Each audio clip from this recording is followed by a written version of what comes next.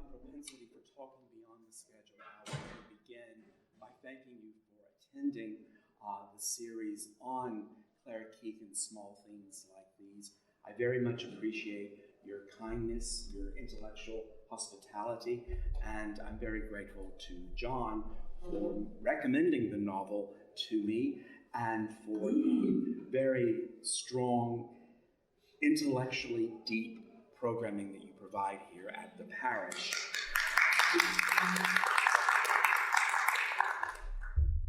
And speaking of time, I also realized that since I completed grading my students' examinations this week, I've had time to do more research on the novel and realized I could use 3 more weeks. However, one must adhere to chronology.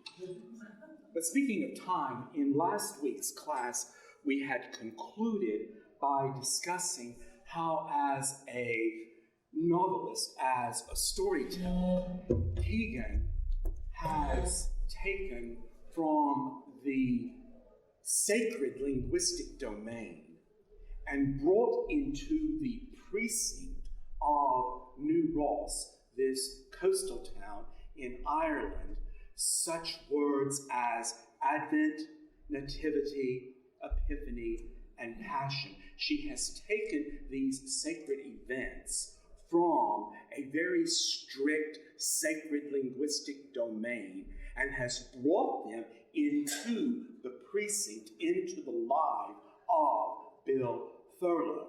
Bill is born on April Fool's Day, April the 1st, 1946. He is born in the Lenten season. His nativity occurs during the Lenten season. We meet him in Advent and the celebration then of another nativity. He has an epiphanal moment, but while there is the celebration of the birth of the Christ leading up to the Epiphany on the 12th day, what Keegan has also skillfully done is to embed intimations of the Passion within the season of the Nativity. It's a masterful strategy on her part as a storyteller, because what she has done is to remind us that at the moment that the Annunciation occurs and the fiat is delivered, the Passion occurs. So what we have here in this novel is the actual incredible grammar of what I would describe as sacramental metaphysical time. It's a different ordering of time as a result of God's intervention in the human condition. When we last saw Bill at the Mass that we discussed last week, he does not participate in the procession to receive the Eucharist. He will not participate in receiving the communion. He stands with his back against the wall, and his back is, both literally and figuratively, against the wall as a result of this epiphany that he has experienced. But as he observes the service, and Carol, you had mentioned that based upon how it is told to us by the third person narrator, the emphasis is much more, not so much on a sacred attitude, but much more secular. There are the gossips, there are the speculations, there are the conjectures, there's the emphasis on what people are wearing. It really becomes, does it not, more of a study in the external as opposed to the sacred and the interior. But Bill's back is against the wall, and he notices all the different stations of the cross. In her own way, as a literary theologian, in her theological imagination, what Keegan has done is to take those scenes from the Passion and to really bring them off the wall and allow them to be among the people in a 3-dimensional way. It's a masterful strategy. But what she has done is to not allow the story of the Nativity or the Passion narrative to be relegated to 1 week in the liturgical calendar. Instead, she brings them and grafts them into the lives and the time of these people. And as a result, The Nativity and the Passion are not abstracted. They are very much incarnated in the lives of these people.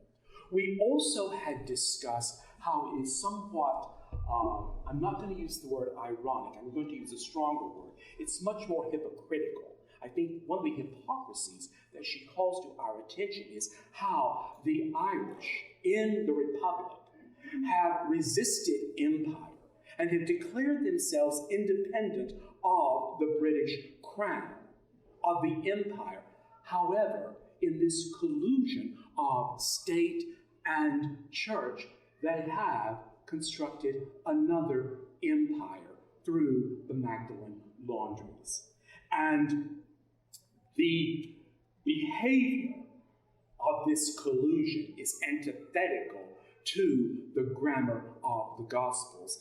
And I find it rather hypocritical that in this declaration of independence from empire, and you and I know that the grammar of the Gospels deconstructs the grammar of imperialism, they have reconstructed an empire. And as I concluded last week in quoting the Catholic writer Joseph Conrad, whose character Marlowe says in the opening monologue in the book Heart of Darkness, your strength is an accident arising from the weakness of others.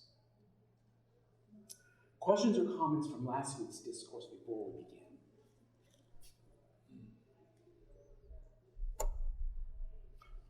Well, interestingly, the title for the lecture is The Stones of Silence.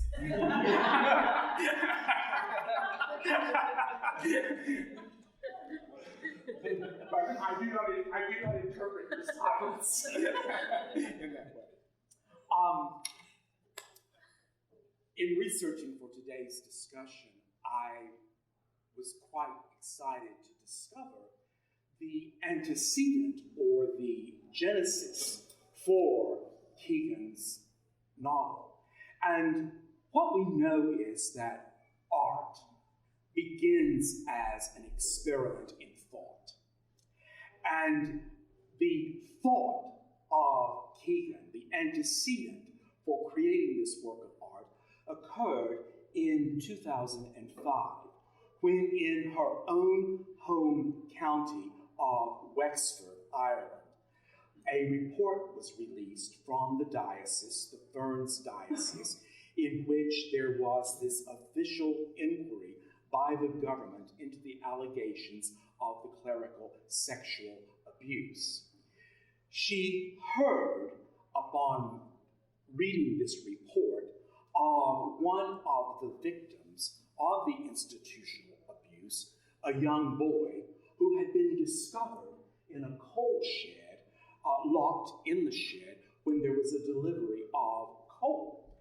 The religious official thanked the coalman for his intervention, for calling to their attention this child that was locked in the shed.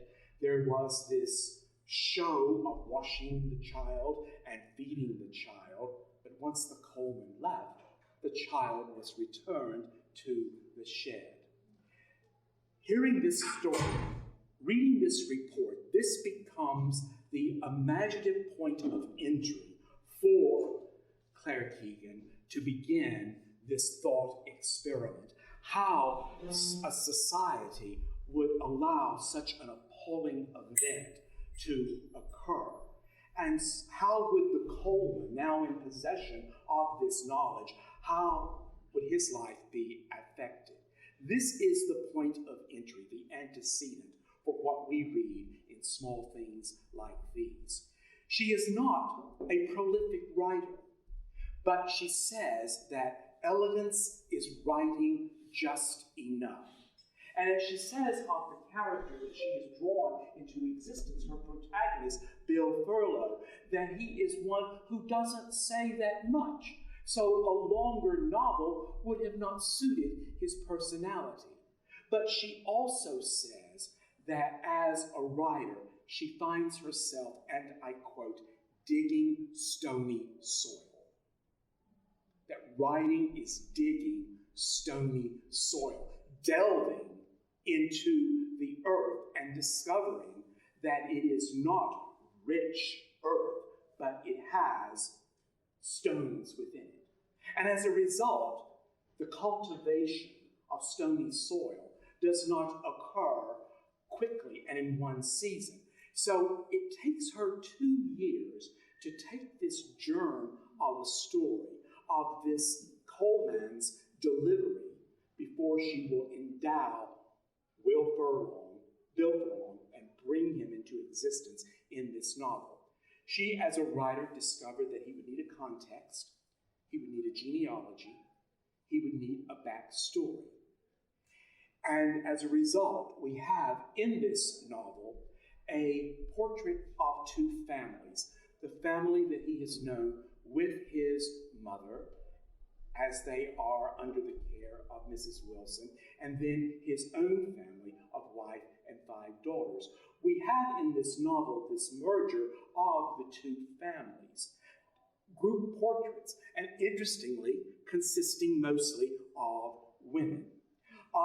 He is born to an unmarried mother who, at the age of 16, on April the 1st, 1946, is delivered of her son.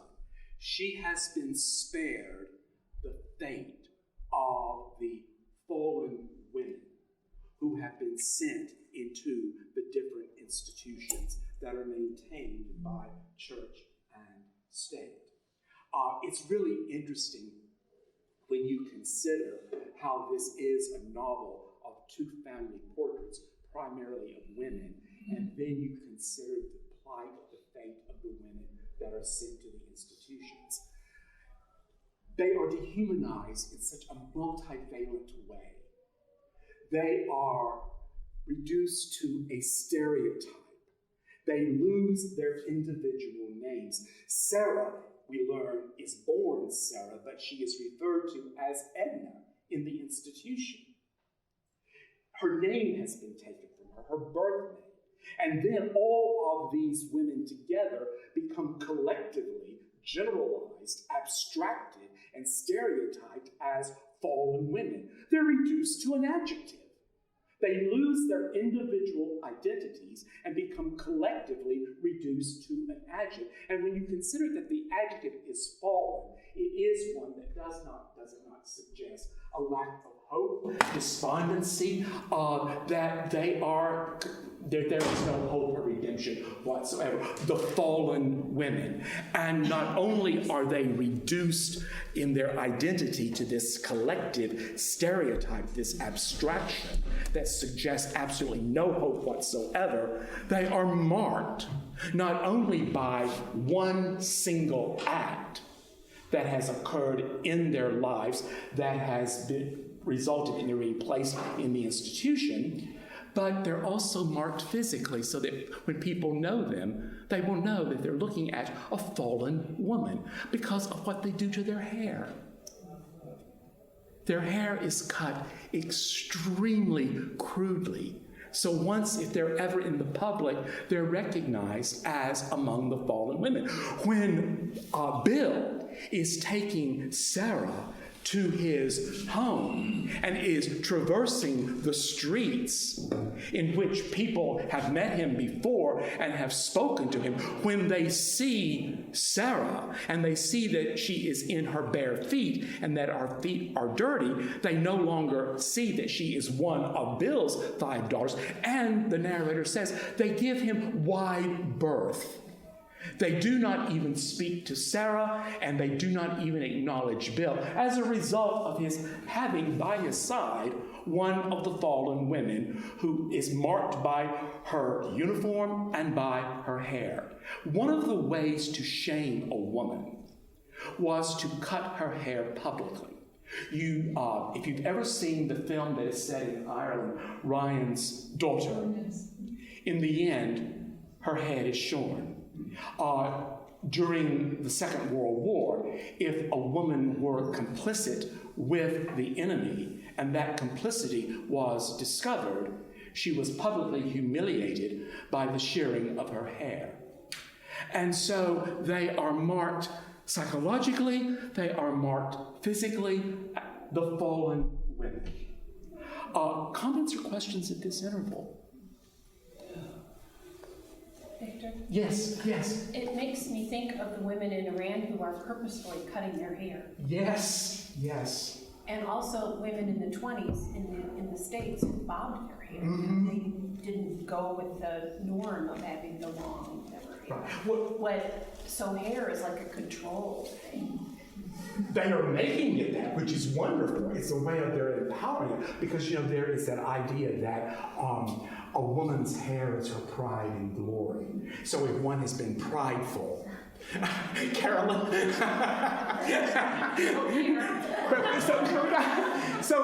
But the notion, Carolyn, is that because this fallen woman has acted out of pride and arrogance, her mark of pride and honor and glory will be publicly surely humiliating and shearing her hair. It's a violent act. But for one to cut one's own hair as opposed to letting it be cut by another for one, it's a wonderful act of resistance, is it not, Maureen? So, if you've ever seen the film from 2002, The Magdalene Sisters, you'll see that practice of the shearing of the hair. That's one of the first acts that is done to the young women when they are taken into the institute. Their hair is cut in a very crude way. It's a way of marking them, of shaming them again. So,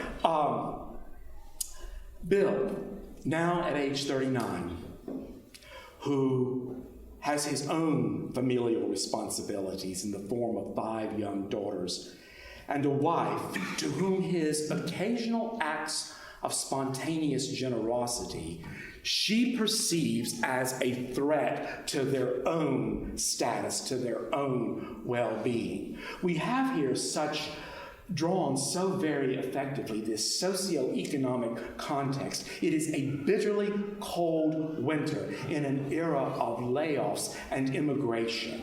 And I think that's very essential for us in our understanding the behavior of Eileen and the imperatives that she speaks to her husband.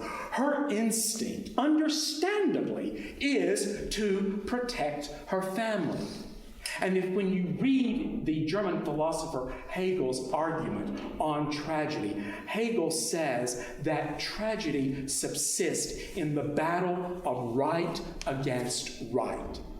There is the right which Eileen feels as mother, that she has to protect the well-being of her children. And then there is that right that becomes in battle or in conflict, in a Hegelian sense, of the right to expose the truth of what is happening behind the convent walls. We can read this novel as a parable about kindness. We can read it as a novel about moral bravery, and even though it occurs in the Advent season and in the Christmas season, it is a story of moral courage, and that is not a small thing. That is a virtue for all seasons. But what we can also consider in our reading of the novel is how it becomes an investigation into the mechanics of complicity. The tacit complicity, the mute acquiescence that Keegan exposes through the character Bill.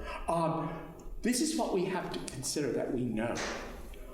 All the citizens of New Ross are aware of the convent, this powerful-looking structure on a hill on the far side of the river, with its wide-open gates, with this murder of crows in black batches that are roosting throughout this cold December, all know at some level that the girls of ill repute, the fallen girls, many of them who are teenagers, who have been abandoned by their parents, are now a part of this empire of enforced, unpaid labor.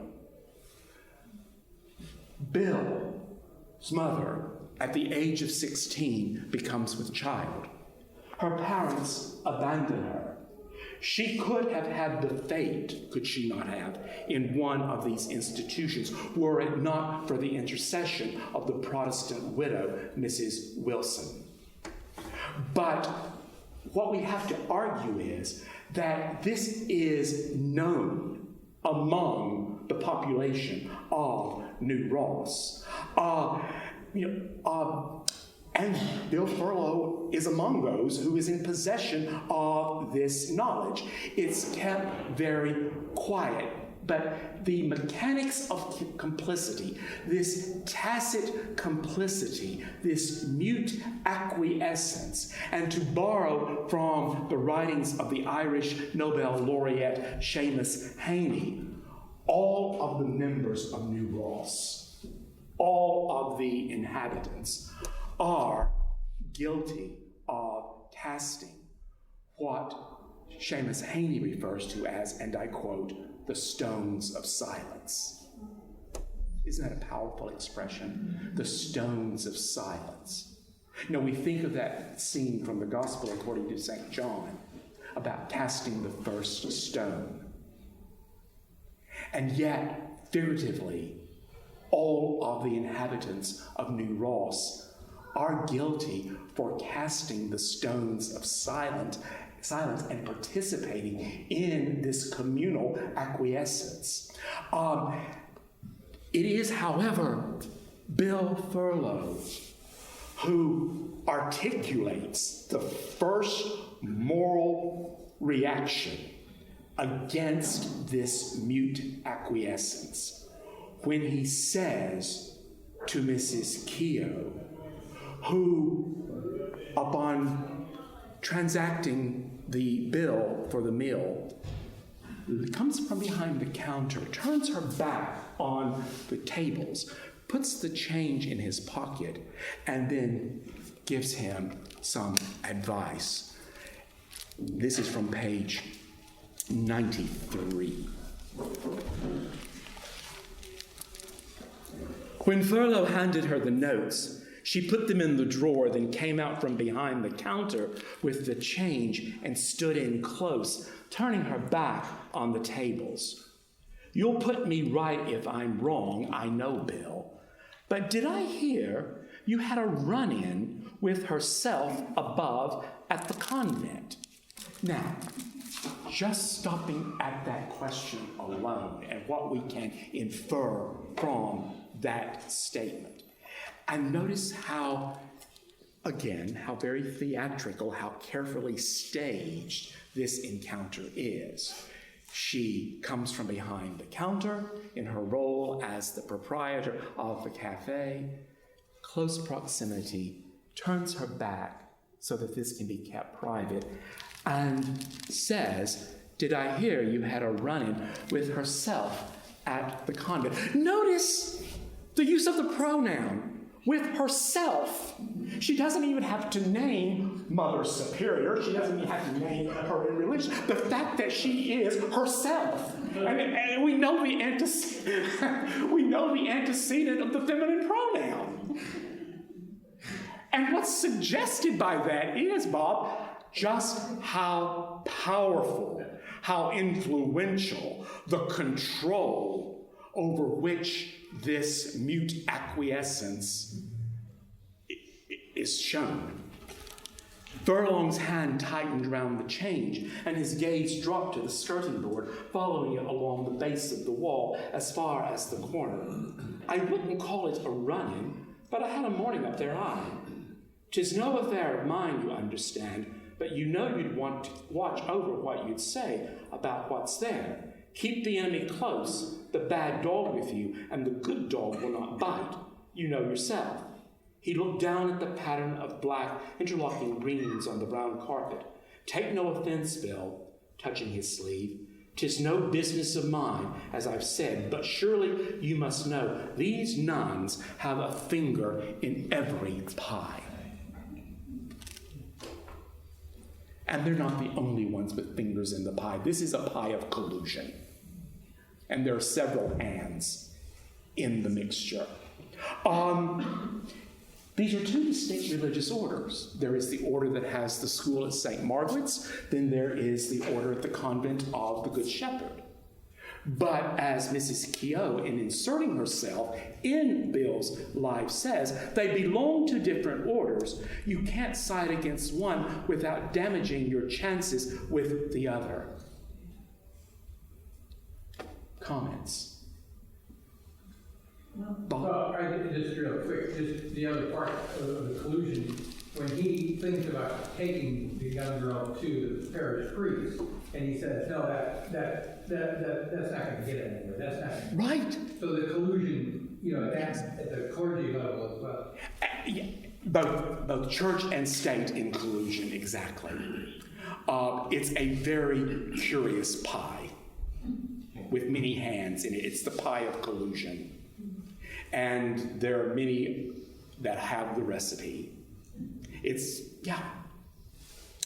the collusion, but it sure spreads around to the whole little village. I know. But they're all complicit. This is why I refer to this as the mechanics of complicity. They are in possession of the knowledge. No one can argue invincible ignorance. Well, he even says, as you go on, he says, surely they've only as much power as we give them. Yes, exactly. Your strength is an accident arising from the weakness of others, and as he says, surely, Beth, they have only as much power as we give them.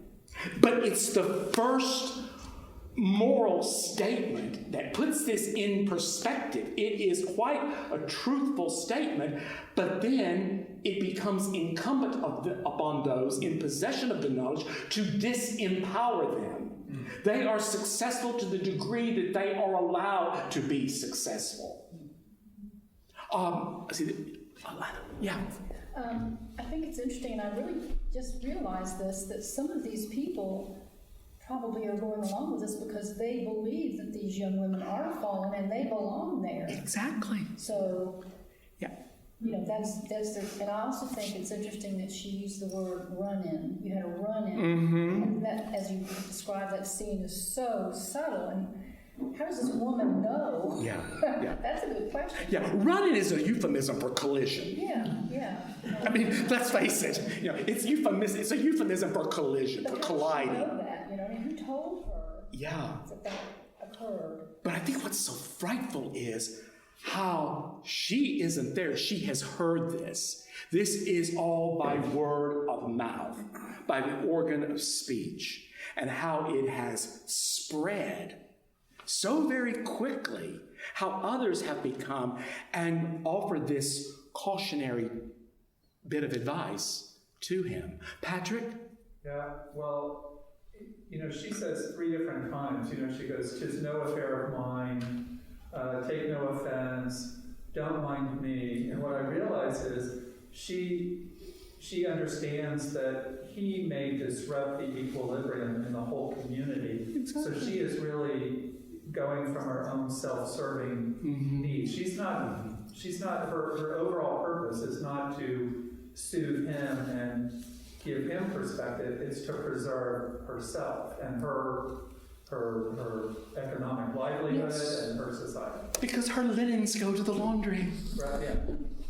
She's tied into, and she's fine with that. And these prefatory disclaimers, it's no affair of mine. Well, then why proceed? Why persist in discussing this if it's not? But it's prefaced by the manners. It's almost as if she's excusing herself from carrying a tale. Yeah, she even, like when he says, surely there's only so much power as you give them, she goes, I wouldn't be too sure. Which is essentially, very condescending. Oh, yeah. You're a naive little boy, let me say you run. Exactly. John? I think in the background there's also something monstrous that all of the people surrounding Bill feel maybe when they see him. And the novel makes it clear that he's barely on the inside, and even she, her subtle threats about his girls, but to see the established order that protects everyone worthy of protection and to see someone willing to risk that, you can begin to feel how from the inside, someone like Bill, who should know better, how much of a betrayal that could feel like. And so there seems to be a lot of sort of behind the scenes energy that is operating to keep things going and to keep someone like Bill from threatening everything, and how outrageous it would be for someone who should know better, as his own mother, to come and ruin a good thing. Exactly. That'll get you killed. That, and how they use his own nativity as this antecedent of why, what he could have himself turned into, but he didn't. That's so manipulative, I think. I mean, and even Eileen, his wife, reminds him of the origin of his birth as well. And how he's never really permitted to forget that, and how that is, John, used as somewhat of a strategy to keep him in his place. And what we know is that Bill's present situation really belies his origin. The fact that he did not end up adopted or sent into one of the workhouses. And they remind him of that, but it's a reminder, is it not, John, for him to remember your place and stay in it. In other words, don't in any way disrupt what we think is the order. And for me, I think that the Christological idea behind that is that it requires someone who is simultaneously part of the community and other to not only disrupt the community in a needed way, but to do so in a moral sense. Yes. Bill, by being part of the community, he has stature, respect, of a kind, and something to lose. So if he puts his family at risk, he's got enough credibility that those who have eyes to see will see, if this guy's willing to put his family at risk for this, maybe it's worthy of seeing. He can only see it because he's an outsider. Exactly. He feels it. Yeah, precisely. He's capable of having empathy for Sarah, for the unnamed boy whom he sees gathering sticks for firewood. And he gives him transport. He gives him the change in his pocket because he knows that his father has a penchant for drink. The fact that his gaze is beginning to open, and the fact that he can see in others what could have been his own fate, that's how his character, I think, is evolving, and how he is, having been othered as he is. And they still remind him of that antecedency of otherness, do they not? And that's a control strategy, I think. It's like, remember your place. Does that stand to reason? Yes? It just dawned on me that the author selected Bill to be a male than a woman figure, the protagonist, in light of as you're talking about the nativity, the Stations of the Cross, and all of this. It's basically Jesus of sorts. I mean, he is a Christ figure. Because, Christ came into this world. Right. And saw and knew what was going on and was shaking things up. He also came in under similar circumstances. Well, we'll consider, what Keegan has also done that I think is absolutely masterful is, there is the attention that is given to the manger scene. That is the scriptural archetypal image of the unmarried mother. And I think that's amazing how that's another way that she has embedded, that she has taken from the abstract and brought it literally into the precinct, in a reconstruction of the nativity. And Sarah sees the beauty of the donkey and brushes the snow from the donkey's ear. And it's also, I think that journey home is analogous to the entry into Jerusalem, in that they're beginning to shun him. People that he has known his entire life are giving him wide berth when they look at the feet of Sarah. It's as if, they don't even acknowledge her, and then they don't acknowledge Bill. And there's that wonderful moment when Sarah has to regurgitate in the street. It's as if, there's this moment of where perhaps that she's beginning to purge. And I think Keegan is writing us to the possibility of hope, but again, where most writers would begin Act 2 the day after Keegan stops. Does that stand to reason, Bob? But I think that's what I was referring to earlier, in how the Stations of the Cross really come off the wall of the sanctuary, and they're living in the street, in the precincts. And as a result, what Keegan has done is to not allow us to abstract the Nativity and the Passion, to relegate them to 1 week. I think Keegan would argue, I think she shows this. Flannery O'Connor does it too, and O'Connor has had an incredible influence upon the craft of Keegan. O'Connor insists that whenever a person is intentionally othered, it is a reenactment of the crucifixion. That the crucifixion did not occur just once in history, that it continues. Whenever a person is othered, whenever a person is denied one's fullness of being, one's dignity, that is a variation of the crucifixion. John, and then, yes?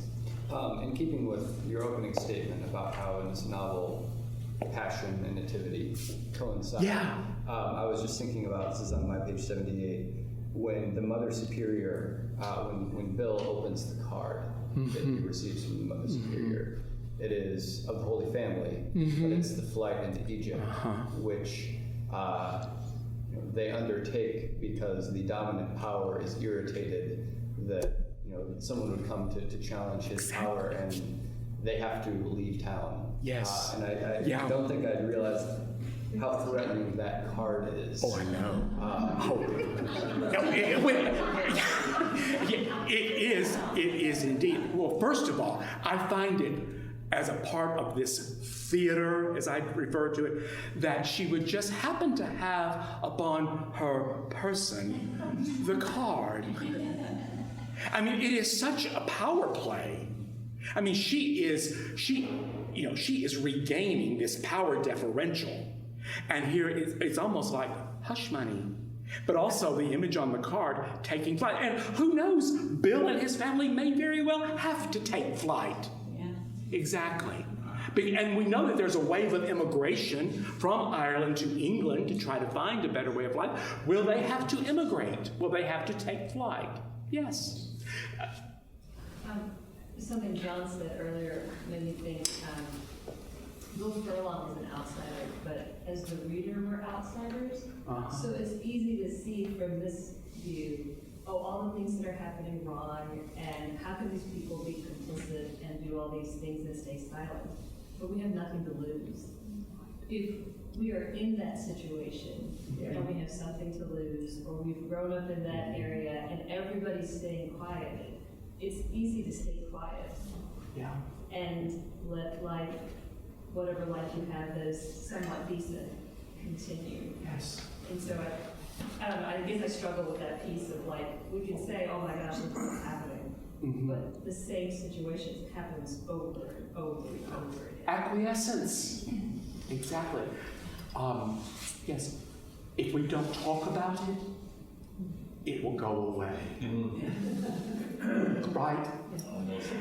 And if the unspeakable is to be disempowered, if, as you were quoting Beth, if there's as much power as we give them, to speak the unspeakable is to disempower that which is thought to be unspeakable. And it takes the organ of speech. There's all these murmurs, though. There's a lot of speeches. People are talking all the time. They're talking before Mass. There's always the murmurs, and Miss Keogh knows everything. And yet, the overlay of the silence. Yes. We must keep it all here and, Yes. and this undercurrent. We can never look at the large picture of what really matters. Mm-hmm. It's human dignity being Yes. taken away. Exactly. Exactly. And you know, Beth, to your point, you're right. There is a lot of discourse, but it's speculative, it's conjecture, it's gossip, which is the lowest common denominator of human discourse. Right? And to disempower this acquiescence, someone has to speak. It takes one voice to penetrate this grotesque equilibrium, to dislodge the foundation. Patrick. Yeah, the idea of the other, and then you have Mrs. Wilson, who is really the other Protestant and all that, and she makes a choice to essentially nurture Bill and take his mother in, and then now it ends at the end where Bill is publicly an outsider, he's publicly identifying with another other. And letting the ramifications go however they fall. So it's interesting with all of this context, you know, that it's reduced to these individual choices by the other to be principled and moral, you know, however you want to frame it. And you know, Patrick, he is going to be made other in the familiar. Right, yeah, it's these threats. Yeah. Basically, there is, I think, the suggestion already at play here of an exile, at least a social exile, if not having to take flight. Bob, and then Alana, and then John. Remember that order. This curious little trinity we've got going this way. Bob? I'd like to go back to the point that was made a few minutes ago, and then over here was made as well. And that is that, you know, these folk live under this notion that there's something wrong about having a child out of wedlock. You know, that we've been taught that's wrong. That's a sexual sin. That's wrong. And what occurs to me is the identification, and I wonder if folks would join us or not. Look how long the pedophilia in this country was going on, and how long did it take for somebody to speak up? That took a long time. And then when it was spoke up, I can, you know, my sainted mother, I can remember, you know, she, oh, come on, you know, it's not, we don't want to, you know, we don't want to spoil the image of priesthood. And I think that still lives in that issue with us. I think we can identify with these people in New Ross if we get in touch with how we feel and respond to the pedophilia. Yes.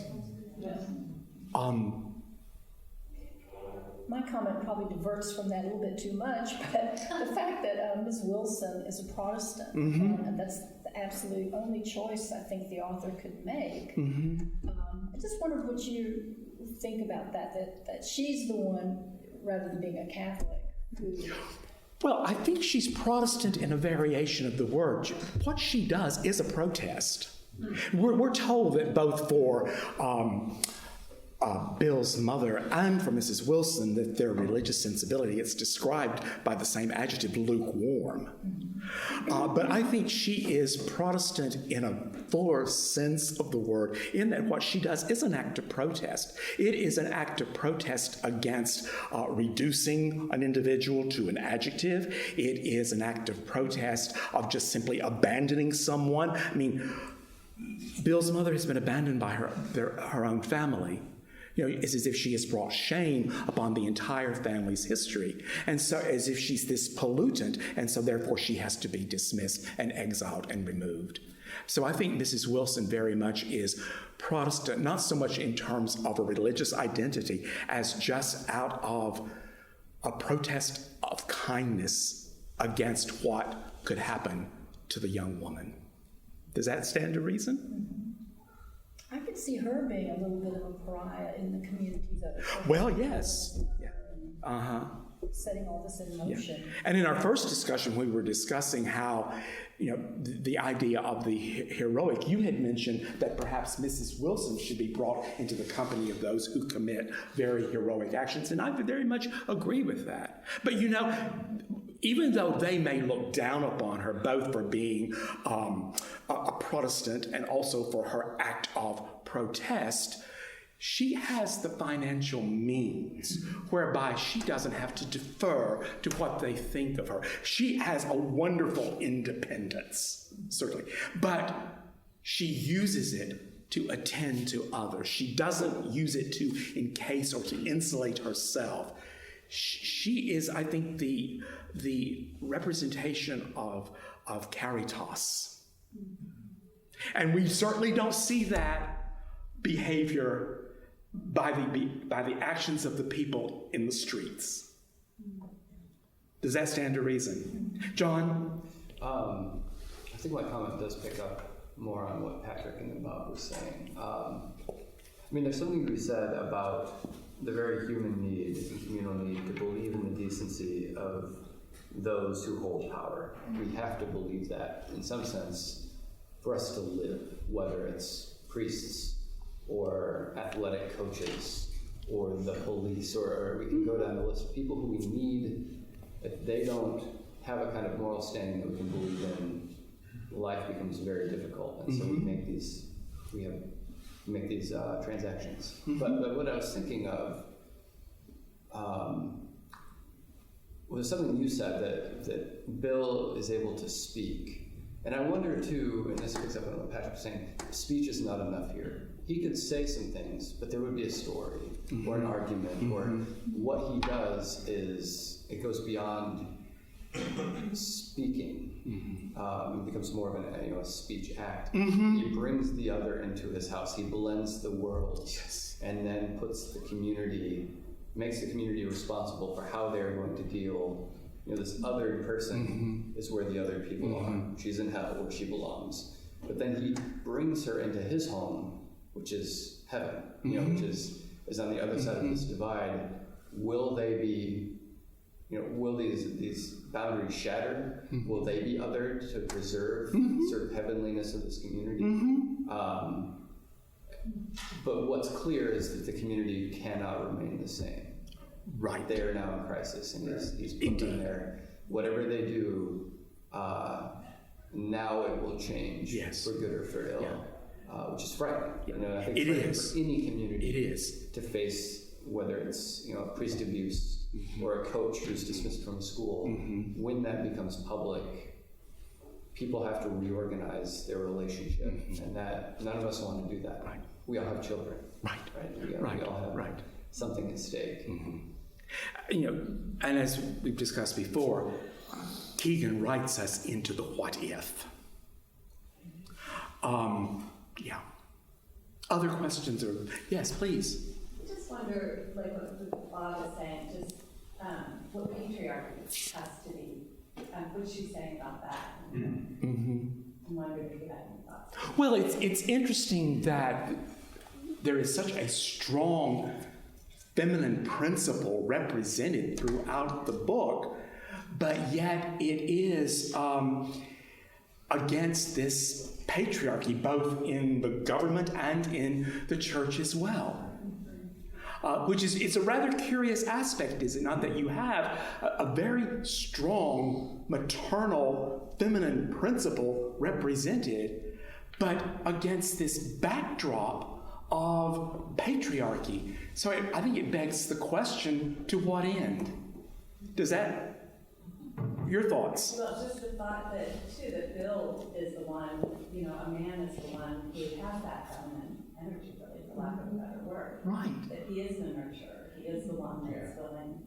Whereas the Mother Superior, holds this very unhealthy power. And just the insidiousness of the gossiping. I think the word that we would use today from contemporary parlance is, this is a study in toxicity. It's extremely unhealthy. Yes, sir? found it interesting throughout. Bill and Eileen had 5 daughters, and something that Maureen said and others, possibly I missed something that Keegan said along the way, but the young women in Iran that stepped forward. I don't recall any clues that any of the daughters, several of whom they're not young children, that they would have been, some of their contemporaries were quite likely in the Magdalene house. Yeah. But I never picked up on any sense that, I kind of was watching, is there going to be one of them who sort of pokes at this and says something's wrong here? But I never picked that up. In fact, one of them sings in the choir.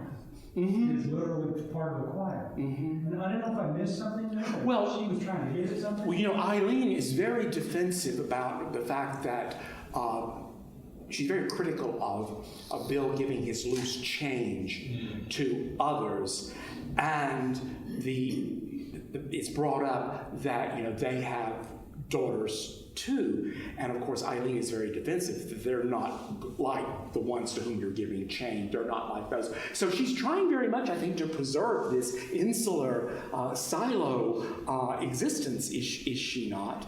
And I understand that. Given the socioeconomic conditions in New Ross at this time, what this novel shows is that how very transitory one's contentment or one's sense of success can be, and Eileen has a very strong understanding of that as well. She really wants to preserve this nuclear family that she has of husband, 5 daughters, and doesn't want really in any way there to be any trespassing or infiltration into that. Does that stand to reason? Yes. Well, that's what I've been thinking about ever since 3 weeks ago, and I finished the book. You had mentioned in the first lecture about the relationship between Bill and Eileen, his wife, was getting a little bit iffy there, and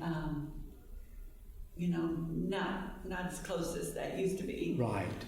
And all I can think of is what in the world is going to happen when Bill walks in with this other girl and said, we're going to bring her in our house. There's so many possibilities. I know. It can happen for that. Yeah. I mean, here he is standing at the door with a pair of lovely shoes and a barefoot child.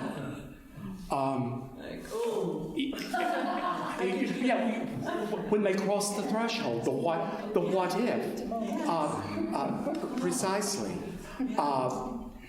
And they're patent leather shoes. They are. But did you notice, Jim, when he went to make the purchase, the salesperson was very indifferent. Okay. Even she knows about the collision with herself. They used to tell young girls you don't wear patent. Yeah. But even he is, before he's actually in the streets, when he goes into the store, he's met with resistance on the part of the sales clerk. She's now in possession of the encounter at the convent as well. And that's just, going back to your word, how very insidious. Yeah. They certainly didn't need the internet. Right. I mean, it's, Audre Lorde says of silence that it grows as corrupt as mold grows. You don't hear mold growing. Silence like a cancer grows from Yes. the sound of silence. Yes, yes. But what I find very interesting is we know that as a storyteller, that in designing the context of the backstory and giving the genealogy to Bill, that all of that has to be constructed within chronology. We know that it's 1985. There are glancing allusions to the political figures in the Irish government. There are on the girls' letters, their wish list for Christmas, their 80s pop music. But what I find just incredible in terms of the craft, but also very frightful, is that this story, with very few alterations, could be set in the 30s, in the 40s, or the 50s, or the 2020.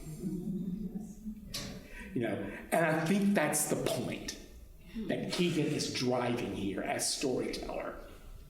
Somewhere along the way, Irish society's development has become stunted. You have this corvid-like ubiquity, this crow-like presence of clergy and state in collusion in the educational institutions, in the religious institution, and this has resulted in this arrested development, or this growth, this opportunity, this promise to expand.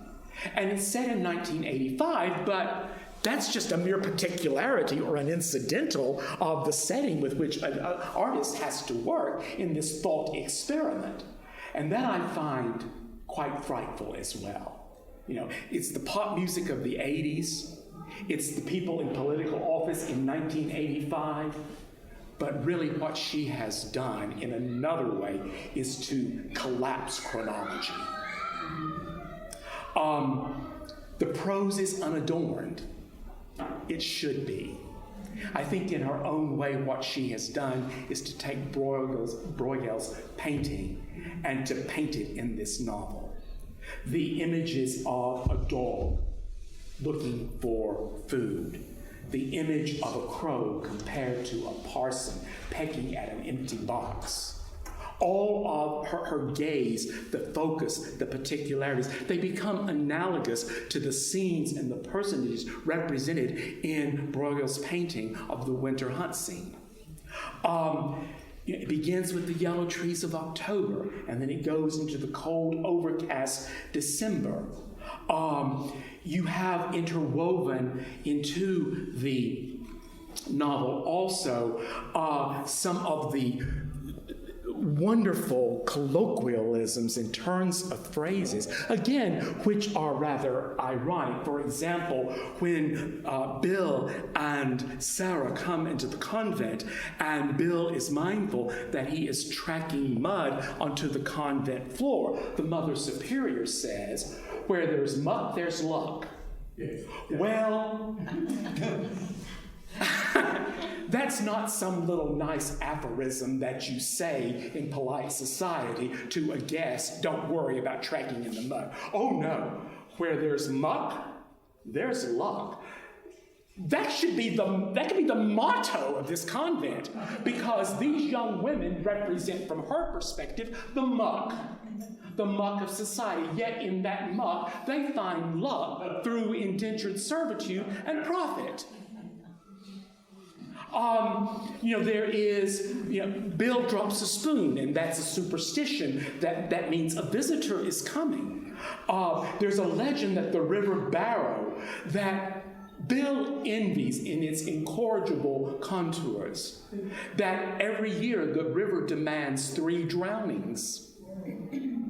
And yet, when he first goes into the convent and sees the young girls scrubbing the floor, and one young girl says, "Take me, I will work until I drop for you. Take me to the river, I'll drown myself." And Bill stands there with empty hands.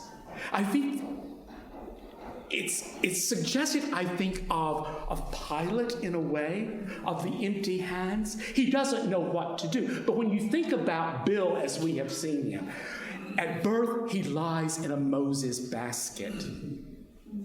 But Moses rises. There's that moment when his intercession is sought, and he stands there with empty hands. Understandably, he doesn't know what to do. This is a revelation for him. And then in the end, we see him with Sarah standing at the threshold. And as a result of the gossip, he's already going to be made other or a stranger in his own country, like the prophet. The prophet is one who exercises the organ of speech. So again, this is how Keegan does not permit herself to write into the complete archetype or the stereotype or the conventional trope. She courts it and, really maintains as a storyteller what she understands to be her limited omniscience. She is the creator, but writers have limited omniscience, and she very much acknowledges that limitation on her part as a writer. I think I can infer from the noise that I probably am out of time. Am I correct in that inference? Any questions or closing comments? I'd like to make one quick closing comment. You went to the business about in 1985, the total collusion of the state and the church in Ireland. I just think that's a good example of what we're hearing a lot about in terms of Christian nationalism today. Yes, which is frightful. Exactly. I'll close with this statement. Among the writers that had a very, very strong influence upon Keegan, and still has that influence, not only Flannery O'Connor, but Anton Chekhov, who interestingly influenced O'Connor as well. But Anton Chekhov wrote, and I quote, "When a person expends the least amount of motion on one action, that is grace." Isn't that lovely? Grace. That is grace. When a person expends the least amount of motion on one action. I think that describes her craft, how she does not spend a great deal of time developing an image beyond just the brushstroke as Bruegel, with his deft brushstrokes, painted that winter scene. The least amount of motion. It's like the least amount of attention spent on one action. That is grace. And that's what she's interested in.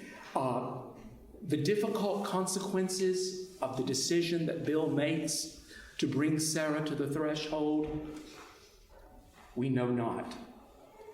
What concerns her is the grace that can come from the choice that is made.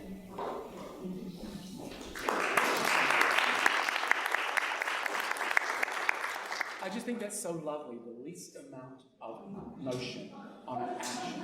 That is grace. It's quiet, unassuming. Blessed Christmas. Thank you.